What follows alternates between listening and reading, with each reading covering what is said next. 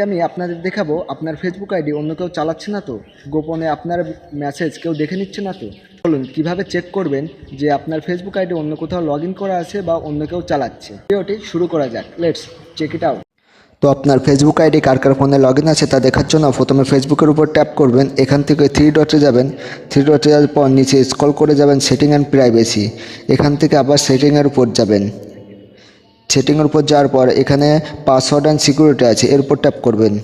দেন হচ্ছে নিচে স্ক্রল করে পাসওয়ার্ড অ্যান্ড সিকিউরিটি আছে, এর উপর ট্যাপ করবেন। দেন হচ্ছে নিচে যাবেন হোয়ার ইউ লগ ইন, অর্থাৎ আপনার ফোন কোন কোন ডিভাইসে কানেক্টেড আছে সেগুলো দেখা যাবে।